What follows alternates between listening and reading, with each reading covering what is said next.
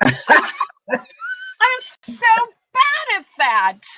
That is, I have to write myself a Post-it note so that I remember to record. Yeah, read that stuff because I can't read and do this too. Okay. Our recording, no, I forgot to record. Okay, will you come to Alberta and make a snowman? Not a chance. Next year, Arizona. Next year, I'll be in Southern California, and I plan on staying in the Nevada, Arizona, California area for all of next year.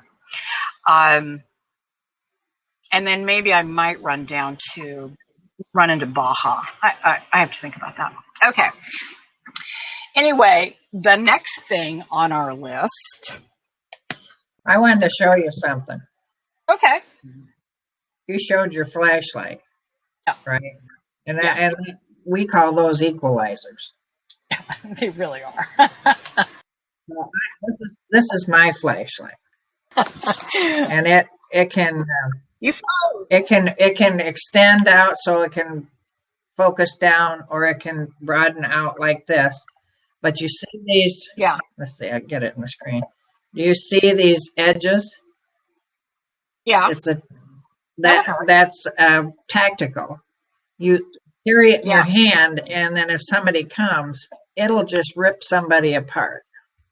And this one also has it on. This one also has it back here, so you can fling it back and forth and rake somebody up pretty good. So these are handy. Where'd you get that? These are handy. Is that an Amazon thing? No, this was a Costco thing. 3 for whatever, $20 or something like that. And it's a Duracell. It's it's a handy little light. And you can get rechargeable batteries, for your flashlights if you want, things like that. This takes 4 AAA. I don't have any rechargeable batteries. I don't really use that many batteries. And so the rechargeable thing just doesn't work for me. But our next thing is water. Okay. There are situations where you will not be able to access the water that's in your tank.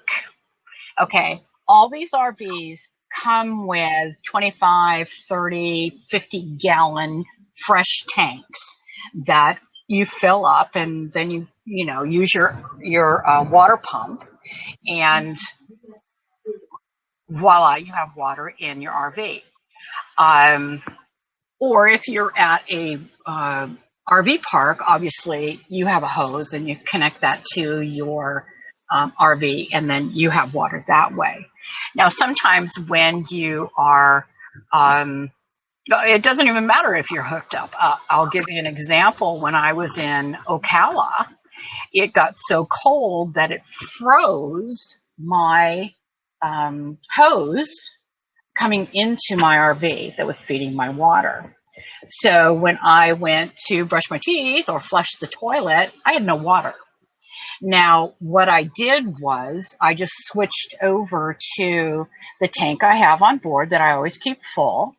And of course, then I had water. But there may be a situation like your water pump breaks and you now have no water. For safety reasons, you should keep at least 4 gallons of drinking water, or I would say drinking water. Or you can get containers and do other kinds of, just tap water, and for flushing down the toilet and or taking, a shower or, some kind of bath.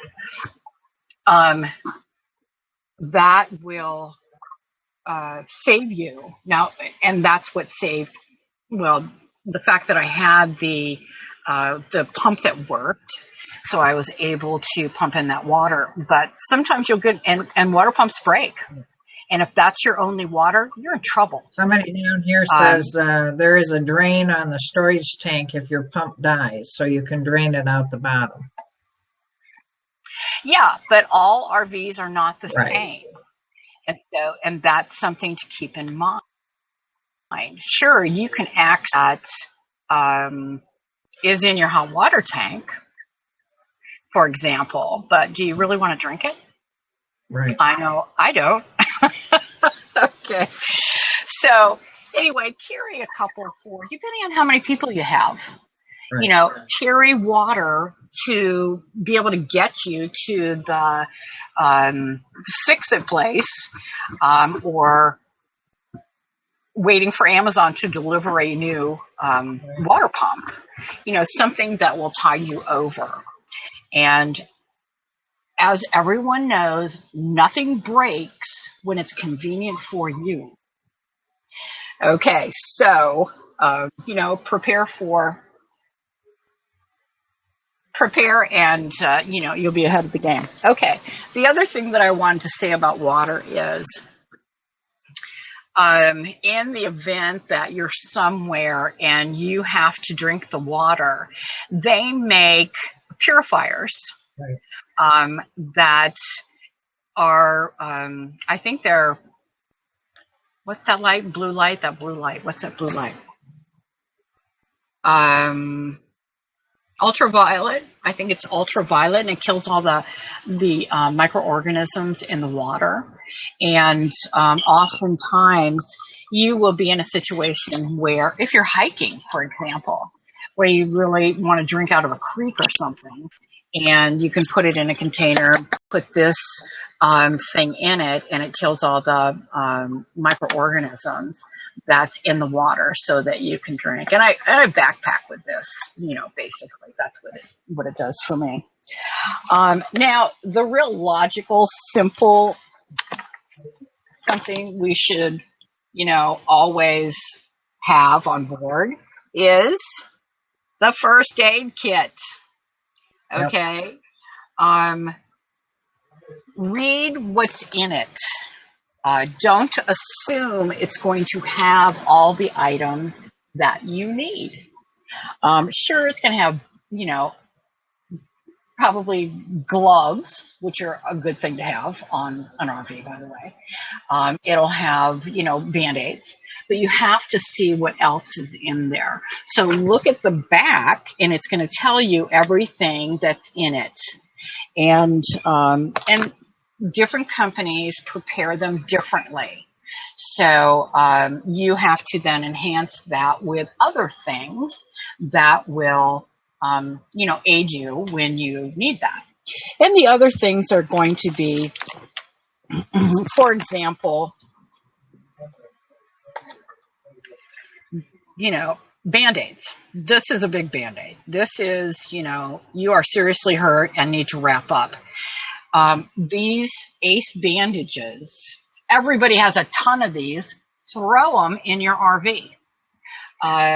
You know, it's something that can go over this so that, you know, you can keep your hand or your foot or ankle or whatever has happened.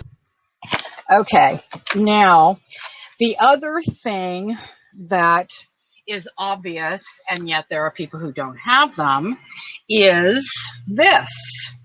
And this is a NOAA weather alert system. And basically, you put it on the WX alert, weather band alert. And if there's anything going on in your area, tornado, earthquake, you know, thunderstorms, severe storms, you know, high winds, whatever the case may be, this thing goes off. And then there's, you know, somebody who says, you know, we're going to have in this area, this county, this whatever, you know, high winds and blah, blah, blah. And that way you have a chance to save your awning. And not to mention your life, you know, if you find out there's a tornado going on, an RV is not where you want to be. So it gives you an opportunity to run away and hug a tree or something. And they're really important, and you should get one. You're not going to use it very often. You know, it's something hopefully you never have to use. This one that I got, I'm sure, on Amazon, because I get everything on Amazon. This cranks so that I can charge it by cranking it. It has a solar panel on the top, so it charges with the solar panel. And also, it has batteries in it, which, hold on. Batteries in it, which just sit there in the event that it goes dead or something. I don't know. All my batteries are fine with it. But what I do is I leave this on my dashboard in the front of my RV. It tells me the time, and it also tells me, if there are any alerts that I need to be aware of. Yeah, tornadoes. They're bad. Next, and this is going to be really weird, but this pouch that I have contains all of my information.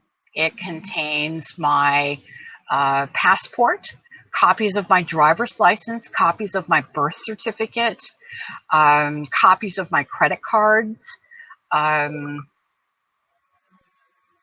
my life insurance, my vehicle insurance. Did I already say that? And basically, in the event that something happens, all of this information is in a place where I can grab and go. I also have a travel card in here that has money on it. It's a traveler's card. I don't know what they're called. But it's basically you put money on it, and then you have that to check in a hotel because a hurricane has just come through and taken your RV out. These are the things that you need in one location, okay? So you should put them in one location. And I can't think of what else is. Oh, I have checks in here in case I need to write a check to my bank that I no longer have access to. I can write a check. So these are the things that you should have all in one place. So in the event of a situation, you grab and go. Okay? You don't anything else. You just grab this and walk out the door. The other thing that I carry with me, and this is because I'm from Southern California, and in Southern California, we have intense fires. And you don't want to breathe any of that because you're breathing somebody's burned up microwave, or their, burned up washer and dryer. And I have found these, when I was in Northern California, I found this to be very helpful. And these are, as you can see, the mask that goes on your face.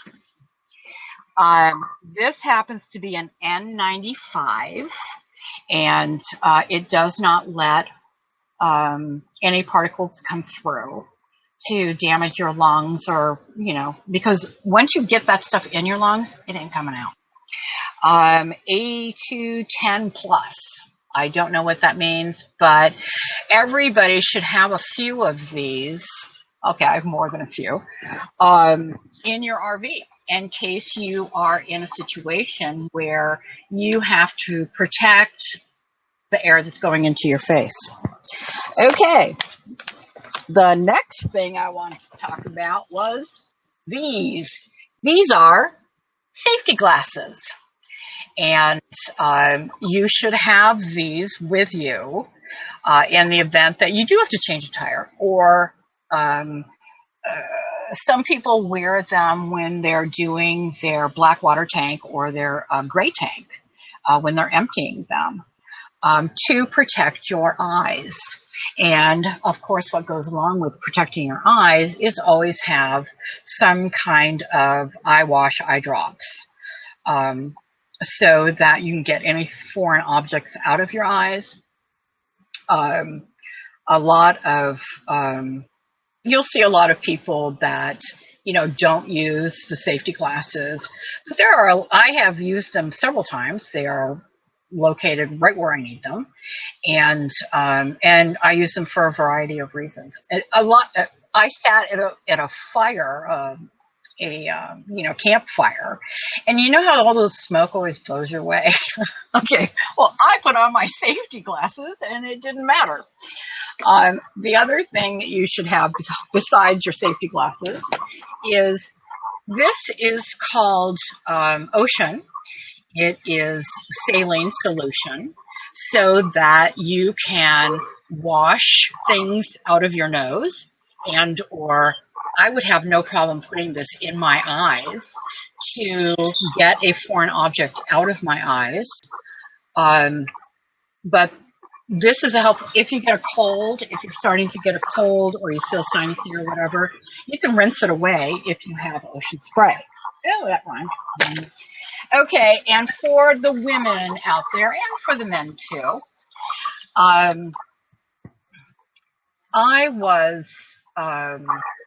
this was several years ago, and I was camping. This is before I was RVing. I was just camping in a tent.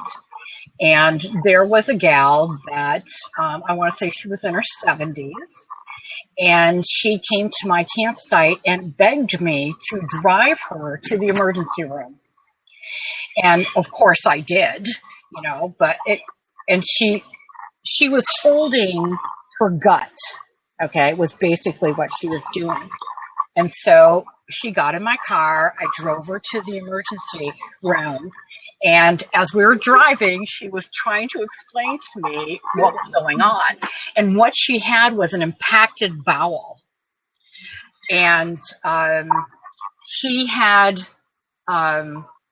not taken the appropriate steps after like day 4 of not taking a dump, and ended up with an impacted bowel,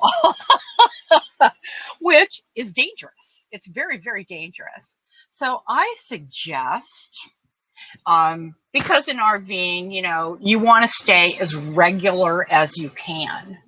At least I do.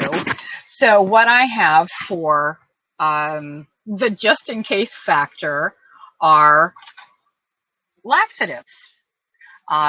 This, basically opens up your intestines and dumps everything out.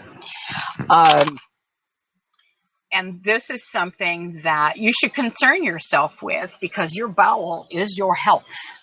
And anyway, I ended up taking her to the emergency room. They cleaned her out. And then, of course, I took her back to her RV. And she was a woman who traveled alone. And she got to the point where the cramps were so severe, and she didn't have a tow vehicle. She had her RV. She was afraid to drive her RV to the emergency room because the cramping became so severe.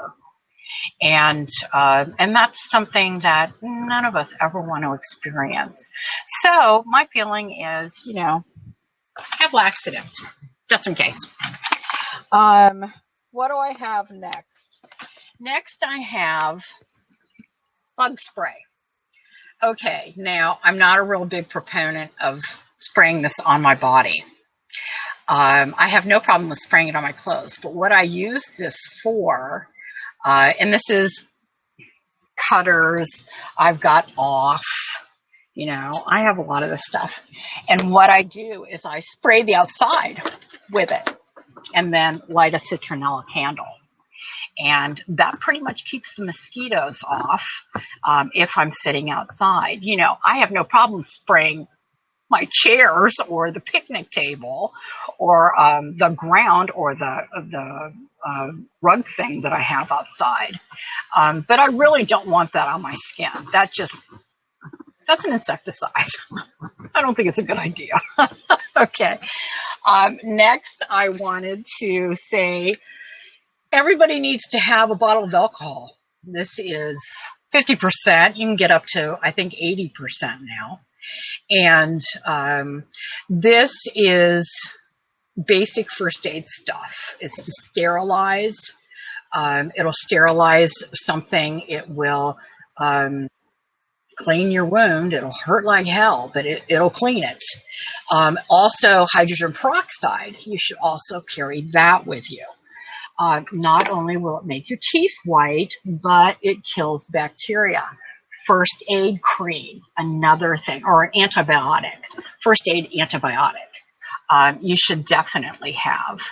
And speaking of antibiotics, if you have a physician that will write you a prescription for antibiotics, ask and get it and put it in your RV, because you could be out in the boondocks and something happens, and you need antibiotics, or your kid does, or your spouse does. Antibiotics are a really good thing to have on board, and it's something that can prevent you from dying, quite honestly. The other thing that I'm using, because I paid $25 for this jar of honey, and this is a medicinal honey. It's made in New Zealand. It's called raw Manuka honey, and this is an antibiotic, anti-inflammation. So basically, I have a lot of inflammation in my body, and so I take a teaspoon of this once a day, and it is a powerful antibiotic. And I think it will cure just about anything that ails you. Let's see, and you can look that up online. All these things can be looked up online. Most of these things, if not all of them, can be purchased at on Amazon. It's not like I, have any, stock in Amazon or anything, but it's nice to have it delivered to your RV. So they're saying on the sideboard here that the Patriot Nurse says if you can't get antibiotics, you can go to the pet store and get fish antibiotics, and they work the same. Okay. Anything in an emergency, anything that says antibiotic. Now, I would think that the difficulty with a fish antibiotic is, what is that exactly? Is that amoxicillin? Is that augmentin? Is that erythromycin? What is that? And so different antibiotics cure things differently. I have a bottle of amoxicillin, or it could be augmentin. And basically, that's a wide spectrum antibiotic. And they say it's tetracycline. Okay, tetracycline. Some people are allergic to that. These are the things that you have to know before you say, oh, gee, I think I'll take that. Oh, some people can be allergic to augmentin or any of them. Right. So know what everybody's allergic to, and don't give them that. But if it's tetracycline, I wonder what the dosage is. Do you have to take like the entire box? Whereas if you just go to your medical provider and say, hey, I'm going to be in my RV, and would it kill you to write me a prescription for 10 days supply of antibiotics in the event that I need them? A good source, though, for those looking for medical advice for emergencies is the Patriot Nurse. She has a channel on YouTube, and she is very good at what she talks about. Yeah. She is a nurse. And again, there are a lot of things, a lot of information over on YouTube, and you basically just type in whatever it is that you're looking for. And, if it's a water pump for an RV, type in water pump for RV, and it will bring up every video that has been made on the subject, and hopefully you'll find the one that looks like yours. Right. And that's what you're looking for, something that looks like yours. I think other than the things that I've shown you, I mean, of course you should have a cell phone with you. I think it's important to have maybe a CB radio, your cell phone, something so that you are able to get help or anything, communicate with the outside world. Okay. And I have a CB radio in my Suzuki because I figure if I'm ever going to get hurt or whatever, stuck, it's going to be in the Suzuki. So I have a CB radio in there. I take my cell phone everywhere with me, mostly because I need directions. But it's important for you to have several ways of charging these devices in whatever vehicle you're in. So consider those things. You don't want to be in your tow vehicle, like in my Suzuki, and then have the battery go dead on my phone. That's not helpful. So I have a device in there that plugs into the cigarette lighter and allows me to plug my phone into that device, and it charges my phone. And anything else that it's either a USB port or an actual plug. So it goes either way. Anybody have any questions? Is the CB easy to use? I don't know. Yes, they are. Yeah, yes, they are. I would think that you just press a little button on the microphone and start talking. And I want to say that there is the channel that everybody's on, which is, I think, 9. Is it channel 9? Somebody tell me. Okay, question. Goal 0 has small charger as small as a lighter. Oh, I'm glad that you said that, Deb. That's a, RV dreaming. Yeah. RV living the dream. What happened to your thing? Same picture. Okay, we'll get into that later. Oh, this is Twitter. Okay, never mind. Speaking of that, and that's great. It doesn't matter what kind of device you have that charges the things that you need, as long as you're able to do that. And you can spend a lot of money, you can spend practically no money, but get something so that you can continue charging. The other thing that I wanted to cover was lighters. You can't have too many lighters, okay? Sure, you can use matches if you want, but if matches get damp, you're SOL. You need hold on,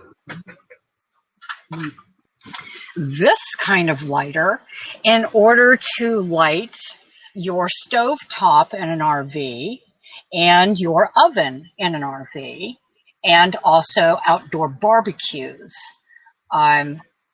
And when I say get a lot of them, just get a lot of them. I think they sell them in packages of 3. You can't have too many of these. Again, keep 1 or 2 in your tow vehicle if you have a tow vehicle, and that enables you to.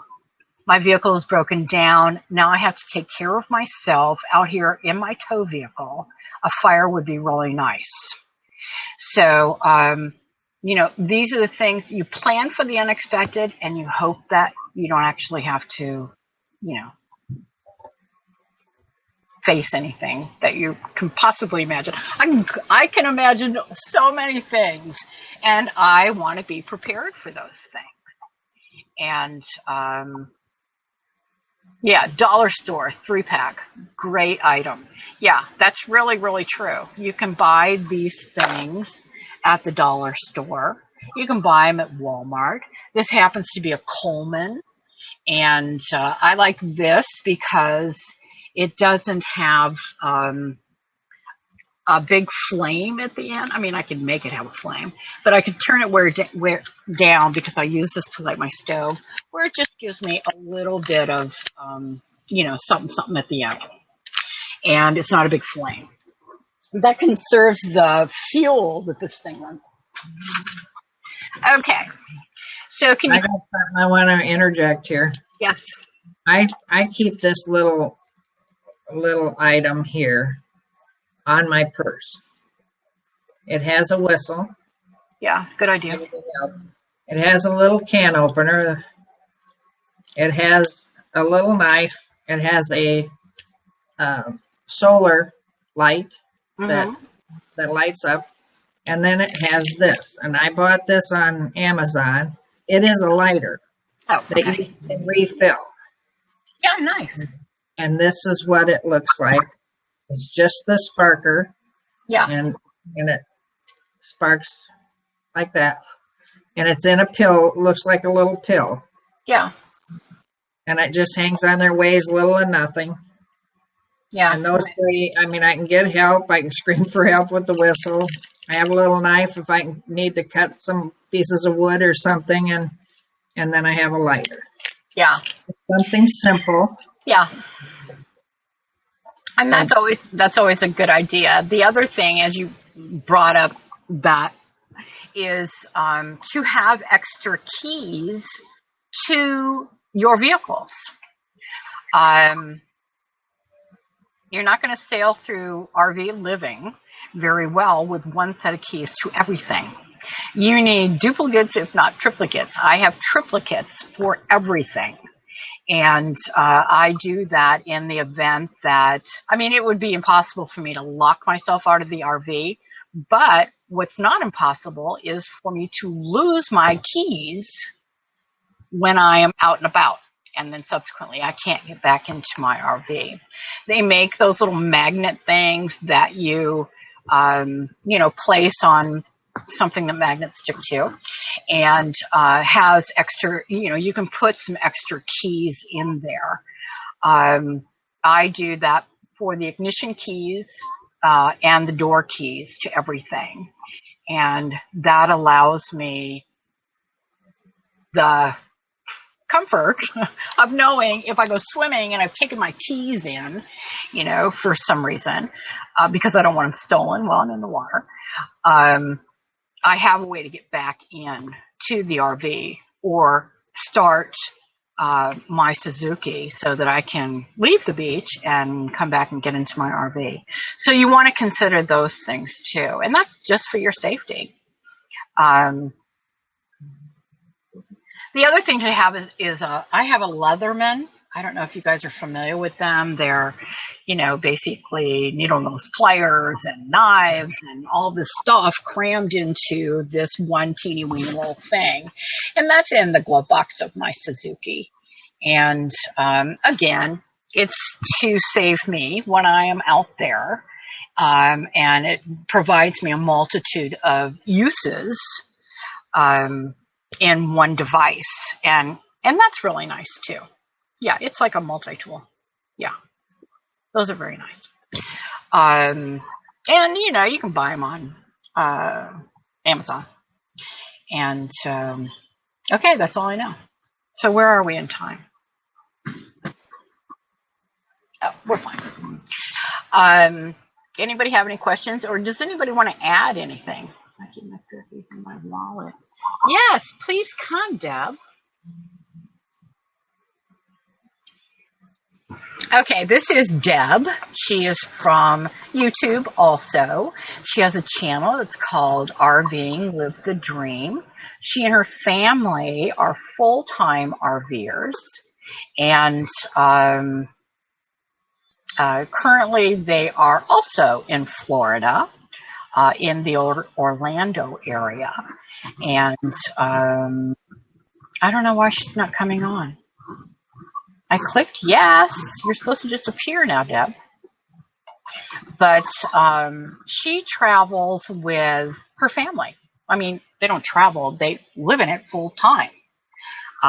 They have dogs and kids, I think, and spouses. And I guess she's not going to come on, so she can explain that to us. Are we here? Do you hear me? No, we don't hear you or see you. I got a suggestion too. Down in your RV, right by where you do your dumping of your water, you should keep a bottle of hand sanitizer down there. Yeah. A lot of RVs also come with, okay, we're going to try it again. Okay, hopefully she'll come up this time. I have on my RV, for example, a wash station over on that side. So I can immediately wash my hands after I have emptied the gray and black water tanks. So that's really nice. But hand sanitizer is a really good idea too. And for wet wipe, so you can clean up your hands too. Yeah, I buy those baby wipes at Target or Walmart or wherever, and use those a lot. And I have them in my Suzuki as well. And that's so, when you're done with the beach and you want to get the sand off yourself, it enables you to do that. Or if you want to wash your hands, it enables you to do that. They're just real handy to have. No, Deb, you're not coming in. Maybe it's your internet connection. No, Deb, we cannot figure out why you are not coming in. Oh, yeah, we don't know why. I don't know why. I wish you would. Let me do this over here.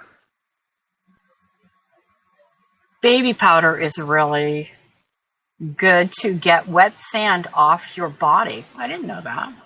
I mean, I wouldn't use baby powder, but that's good to know. And that's only because, again, if you breathe it up your nose, it's going to go in your lungs, and that's where it's going to stay.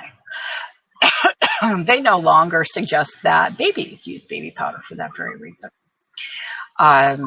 But say something, Deb.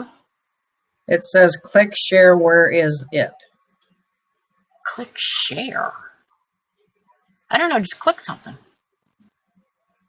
It's ready to. I mean, I've accepted you. You should be able to come on. You're winking at us on the screen, but you're not coming in. Here, I'll give you props. Now, all you have to do is, appear magically. Maybe your camera's broken. Don't know. Okay. I think I have covered the standard safety equipment that every RV should have. Of course, you can, step into the twilight zone with preparation things, which I have done. But I'm not going to show you all that stuff because it would probably scare you. I have a snake bite kit. I have other things, and that's because of where I go. It's an important thing to have. So with my RV, we ran into it when we were traveling in Alaska, cleaning the windshield.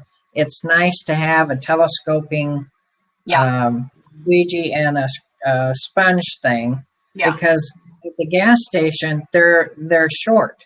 Yeah. And when you got a Class A, it's really high up. Yeah. And so you can't get there. So we went out and bought one of those just because we couldn't see. I mean, we had to get the bugs off. Right. Right. And you can put solution in your windshield wiper fluid that gets the bugs off. By the way, if anybody cares. It just smeared them in Alaska. Oh, yeah. There are a lot of bugs in Alaska. There are probably a lot of bugs here. I mean, I wiped off the entire front end of my vehicle from all the bugs that I've driven through. So, it's just a matter of that's just something that you need to take care of. Rain-X is good. Dish soap is great protection from the bugs. I do that. I make a combination of a couple of drops of dish soap. I think a half a cup of vinegar. I'd have to look at it. And for a gallon, to fill up a gallon container. And then I pour that in my windshield wiper fluid. And it works fine, I guess. Who knows? But keeping your windshield clean is a really good idea, and having some way to do it yourself is a really good idea. Basically, when you are an RVer, you're depending on yourself. You cannot depend on others. And others will help you. They will certainly, if you're in an RV park and you're doing something, people will come over and say, "Oh, what are you doing? Can I help you?" Now, for myself, I am a single individual traveling in an RV. So being a woman, men have this gallantry that makes them want to help. And that's all well and good. There are a lot of people out there that need help. I have found that their help isn't necessary. I'm trying to say that really nice. Their help was actually a hindrance. But, you have to know how to do everything on your rig.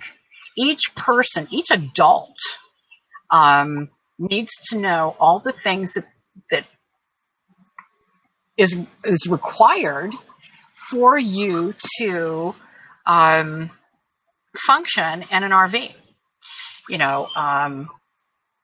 Everybody should know how to do the gray tank, the black tank. Everybody should know how to fill the water tank. Everybody should know how to check the oil in the engine, where that is, and in your tow vehicle as well. If you have a tow vehicle, I do. I have a tow vehicle. So it is important that everybody know everything. A lot of times, one spouse will know this much over here, and then the other spouse will do the rest. And what happens is, in the event that somebody becomes incapacitated, then it's up to one person to handle it.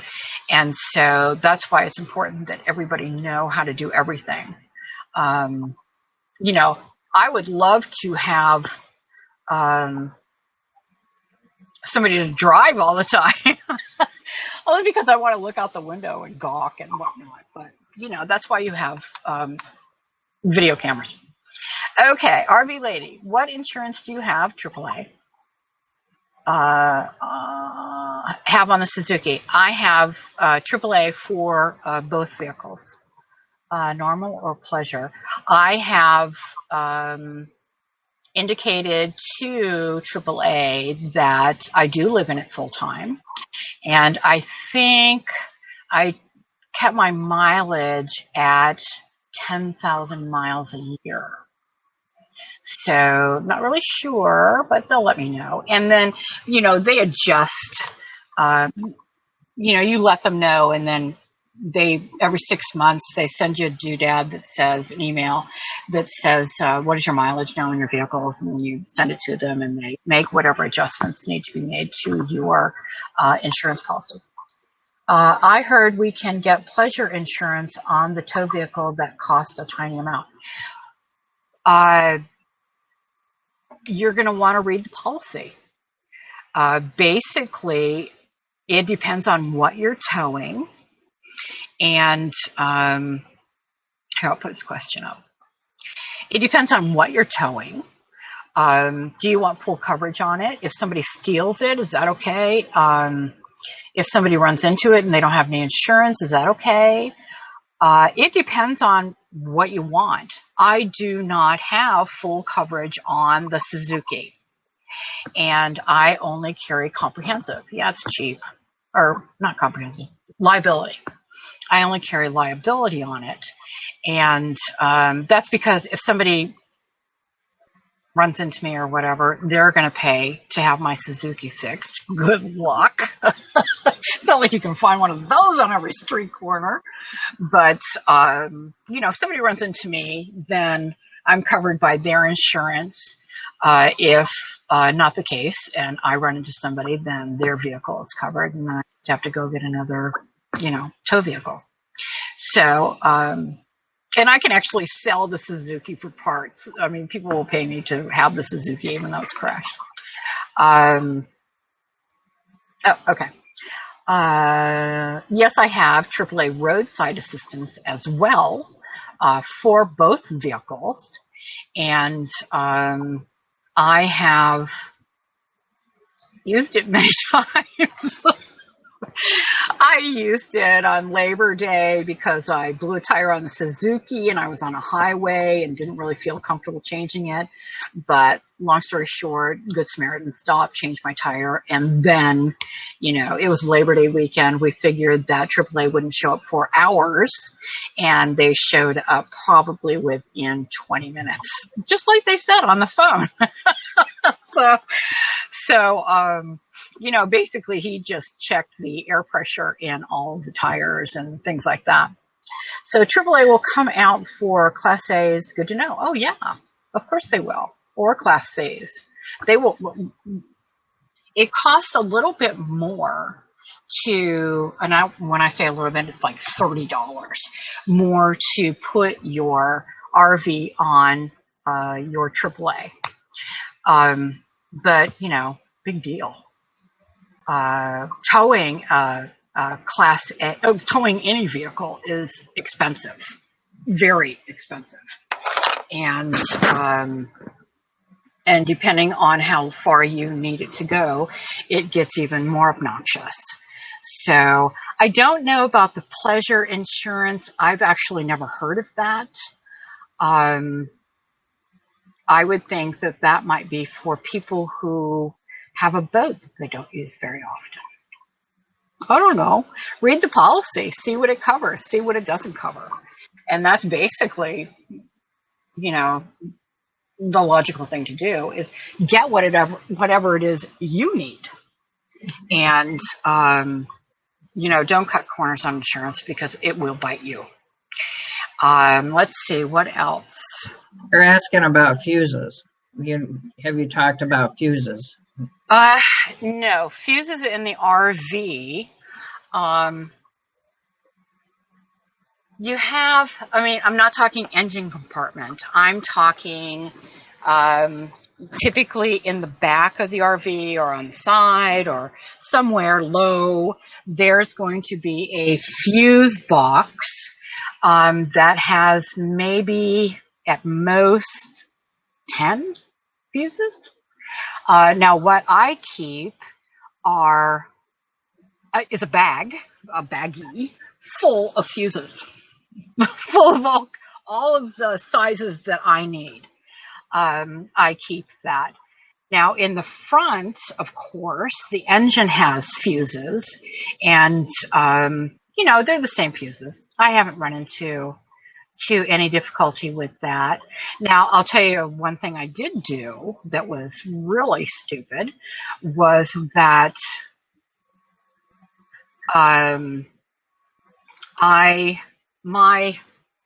this is when I had my Class C, and my battery was dead. I was at the beach and I ran it down, so I had AAA come out and start the RV. And then I thought, well, why don't you just go ahead and jump the generator so that will run too. And I can charge up the batteries faster, et cetera, et cetera. Well, what I did when I did that, the generator started, but it didn't start ever again. And it did after I had it fixed to the tune of $1,000. But what I did was I blew out the motherboard, if you will, by jump starting the battery that was attached to the generator. So, don't do that. That's expensive. You don't want to do that. Let's see. 4 tows. Let's see. Getting vehicle trailers being towed twice. 4 tows per year. Yeah, it's like an adequate amount of tows. AAA has. There are others. Good Sam has a roadside assistance that, Good Sam is all about RVs. So they have roadside assistance as well that you can purchase. There are, and then, private insurance, like Prudential or whatever. I'm sure you can pay to have roadside assistance with that as well. I went with AAA because I had AAA. And, it just made sense for me to add these vehicles to it. So, that's that. But, you can shop that. But again, read all the fine print. Read the things that are going to be critical, like how many tows do you get per year? When is your anniversary date? Is it at the beginning of January and runs till 31st of December? Or is it when you actually started, you paid them, and then it starts from there? Your anniversary date starts from, whenever that is. CC Campon is saying that when you get towed, if you have a tow vehicle, that's 2 tows. So yes, that would be 2 tows. But why would I have them tow my tow vehicle if I can drive it? Or why would I have them tow the RV if it was drivable and the Suzuki need to be towed? It's I've got whatever it is per vehicle, not per plan. Right. So, I can't imagine there is going to be a moment, unless I collide with a semi-truck, where one of these vehicles is going to work for me and I can just drive it away. I already had that experience. I had a transmission go out in my Class C that I had before, and I just unhooked the Suzuki and went to look for a transmission place. And it made it very nice, and just left my RV on the side of the road until I figured out what it was that I was going to do. Let's see, what else? Always juice, jump pack, 6 calls with Good Sam. Oh, that's good to know. Well, I have a trailer. Okay.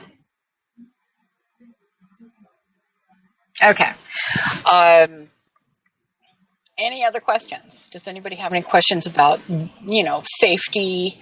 I can talk about the illusion of you can create as a single person traveling.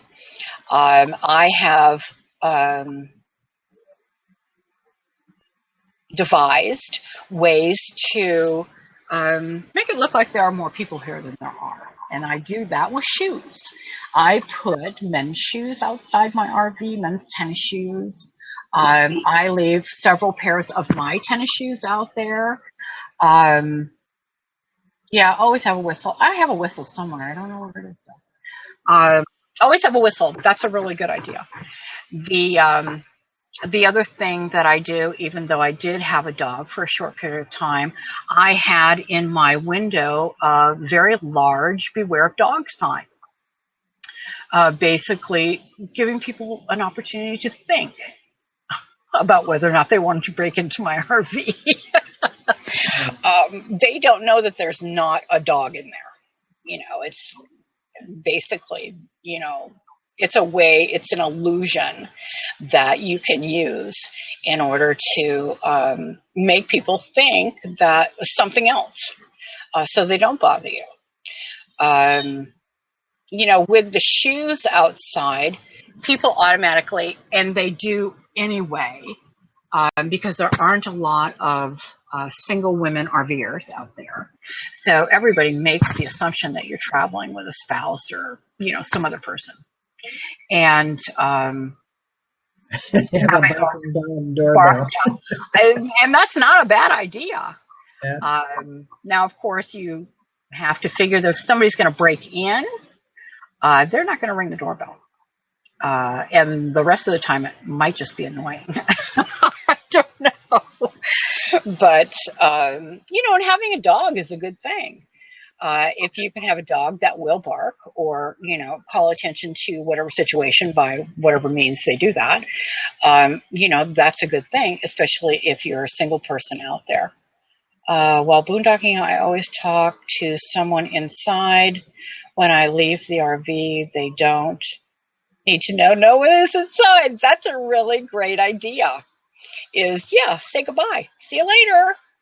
And then shut the door, lock it. I'll lock the door and drive away. They don't know that somebody's not in here. That's a really good idea. Leave the TV on. Now, I have done that. When you're boondocking or running off your batteries alone, of course, that's not really an option because it just sucks up all your battery. But, you know, again, if you're plugged in someplace, an RV park, sure, leave the TV on. Leave it on loud.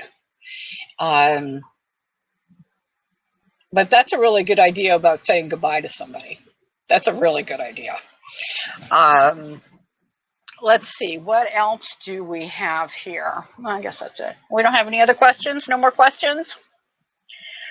We have about 17 minutes left. Okay, I can't really see if that's what that last number is. And we're happy to answer any questions that you might have about RVing. We have, you know, purchased RVs. We have driven RVs. I am from Southern California. I have driven many thousands of miles in my RVs.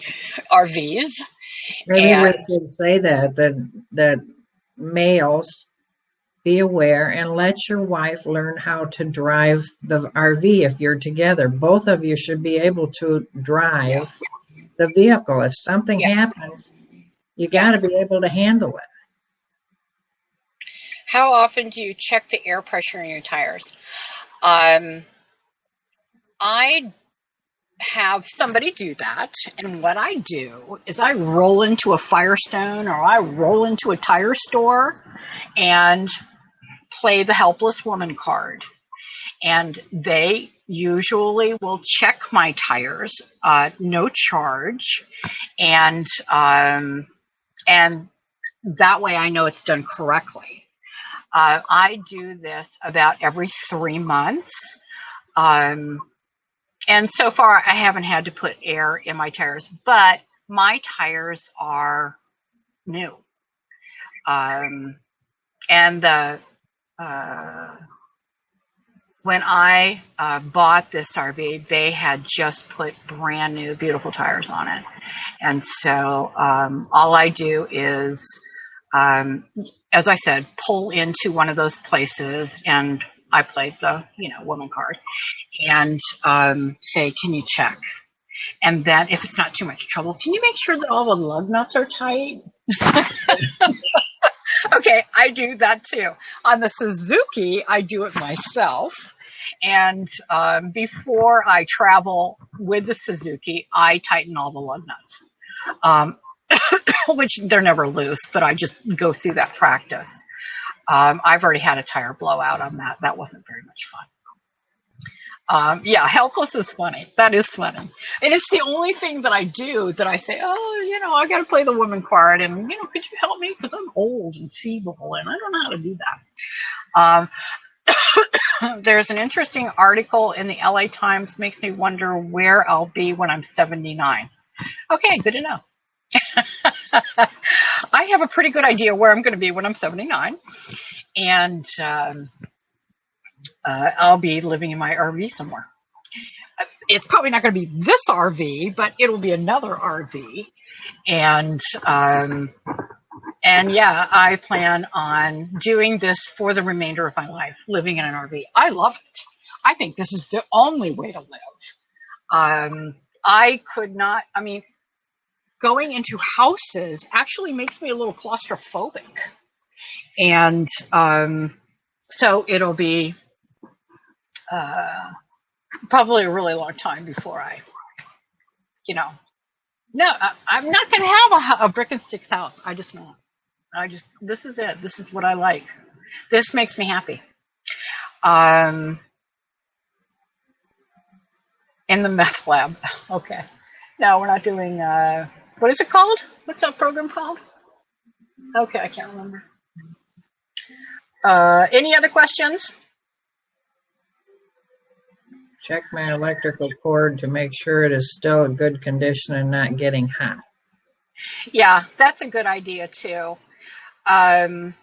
You have to maintain everything on your vehicle. You have to maintain your batteries, and if they tape water, you've got to do that. If they need to be replaced, you got to do that. Your electrical cords, of course. Reminds me, and something that I haven't done that I need to do is that surge kind of protector for your electric. Yeah. Have you got that? Yeah. I have whatever it is that G and Chris and G. Okay, and I can't remember what that brand name is, but I have Progressive. Yeah. I have one of those. Now, what we're talking about is voltage control into your RV. And sometimes you will go to places where their electric is constantly changing. Sometimes it's a lot, sometimes it's not so much, but it's constantly changing. There is a company called Progressive Industries, and they sell a device that you plug into the pedestal at the RV park. And it gives you lights that are correct. You know, they're basically measuring the electrical flow. And then you plug your RV into the Progressive Industries, that box. Now, the reason you do this is because you're trying to save the inside, the wiring of your RV. And so, you know, this is a 12-volt system. It offers 110. On the inside,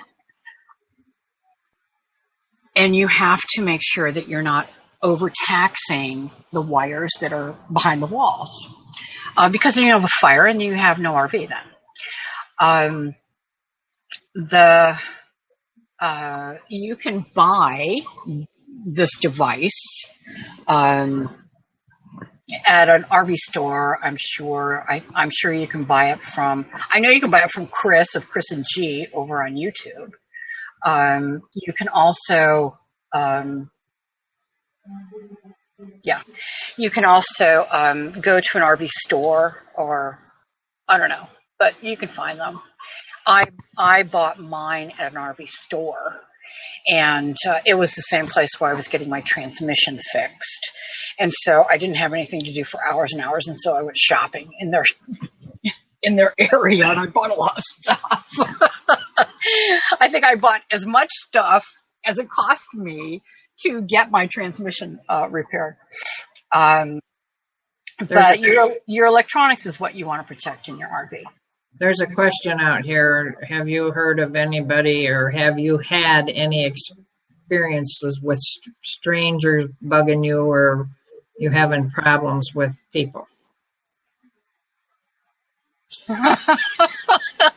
This is going to sound really bad. I avoid people. That sounds really bad, I know. But and it's not that I'm not social. I'm very social, but I am careful in how social I am. I have recently been in a situation in an RV park where my neighbor, who wanted to be Mr. Helpful to me, became annoying. And when he would, he always wanted a hug. And I'm like, yeah, I don't do that. He wanted me to hug him. He is a perfect stranger to me. His wife was in his RV. My feeling, go let her hug you. I'm not comfortable with that. And, you know, I don't want to be rude. But hug or grope. Yeah, you know, you're aware. Now, I'm a single traveler. I have not, other than him, I have not run into any situation where I felt uneasy with anybody. And, if I want to hug somebody, I will hug them. But no, I don't want some stranger to come over and say, "Oh, can you give me a hug?" No. So, anyway, those kinds of things you just have to be aware of. Know that if somebody comes over to your rig and is helping you and they break something, they're going to go back to their RV and leave you to deal with whatever it is that has gone horribly wrong. So, you have to be careful. It's important that you know your rig really well, and it's important that you're able to make whatever necessary repairs or hire somebody. A lot of RV parks that you go to, there will be up in the front or in the office. If you say, "Hey, is there anybody that comes out and fixes RVs?" They're going to show you business cards. And it's basically people who have stopped by and said, "Hey, if anybody, needs their RV worked on for whatever reason, I'm your person for that." So,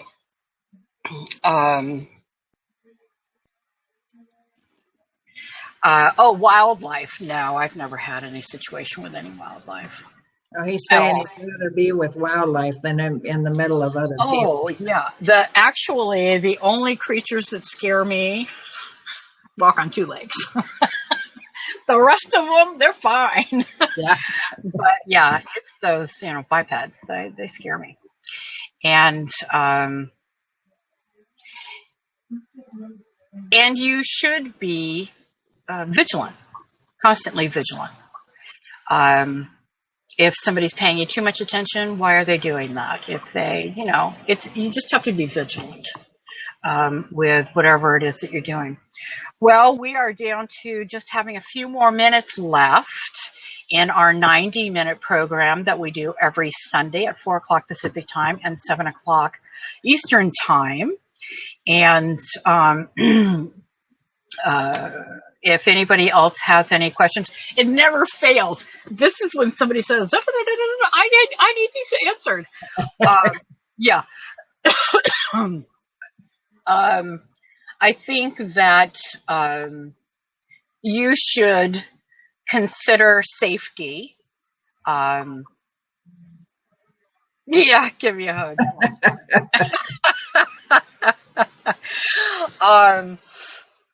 You should really consider everyone's safety when you're traveling and think of every conceivable scenario. Broken legs, broken foot, broken head. There are a lot of things that can go wrong when you are traveling. And of course, your health insurance is very important. Know your health insurance, know where your providers are and things like that, so that you don't have to fork out cash. Because insurance companies are far less likely to reimburse you if you don't play within their rules. So know what the rules are. Let's see. I mentioned water pressure regulators. Yes. And that's really important for the safety of your RV. And what the viewer is saying, give Grant, is that different water pressure is available in different parts of the country and different RV parks. Okay. Now, what you can get is a water regulator, and it puts the proper PSI of water into your rig so that you don't blow out your water pipes, which are typically PVC or plastic, out of your RV. What I have found interesting in Florida, just FYI, is that if you use a water regulator, it trickles out of your RV. If you take the water regulator off, then you have, decent water pressure. So, that was probably one of the first things I ever bought, that and a water filter, so that I could filter the water that's going into my holding tank on my RVs. But that water regulator, like in California, you need it. All the pressure is different, and you need that. But what I find in Florida is, and there are probably other places that are the same way, and you can tell, you put your hose in and you turn your water faucet on and it comes out like it's not supposed to, then that the water pressure is probably okay to go directly in. But it's something that you get to figure out for yourself, but a water regulator is really important. And a lot of RV parks come with, on their spigots, they have water regulators, interestingly enough. Let's see, I think, make sure you change filter every 3 months in Florida. Now, are you talking about your water filter or are you talking about your air filter? Water for sure. Yeah, I just put on a new water filter. Water filters you're going to find, you can buy them on anywhere, Amazon, Walmart, wherever. And it's just something that goes between the spigot and the RV, and you just put it in there somewhere. And what it does is filters your water and takes out a majority of the pollutants that are in the water. So use your best judgment there. I would never even consider putting water in my RV without having a water filter on it. It's called feces. Your water report. The first time I ever saw the water report, I was like, are you kidding me? God. So yeah, Yog is right. We put a water softener for an RV on. Mm-hmm. We hook it up to the outside, but it runs through the softener. We don't put any other water in unless it goes through there. Yeah, and I'll have to consider one of those because I like soft water. Yeah. Makes your soap last longer. There's just a lot of reasons to like it. Yeah. I guess that is it. We have 1 minute left. Shall we all stare at each other and watch it go by? But anyway, I want to thank everybody for coming and asking questions and participating in the Hangout. Again, we do this every Sunday here on Blab, and at 4 o'clock Pacific, 7 o'clock Eastern time. We typically will have a subject that we cover, but of course we're always open to answering all of your questions. Any woman who is interested in being on the panel is more than welcome to come on if they can, and participate on the panel. Ask your questions. Men are not permitted to be on the panel, and that's because we have found that the conversation degrades. And so we're not interested in that. We are interested in intelligent conversations regarding RVing and every aspect of RVing. And I am RV Lady, and the other woman that you're looking at is Nana's Joy. You can find us over on YouTube, and you can see our videos. I try to make a video every day and post it, and it's basically about the things that I'm doing. Oh, we're out of time. I knew I could talk for more than a minute.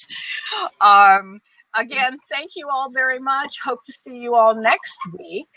over here on Blab at the RV Women Hangout. Bye. Bye-bye. Okay.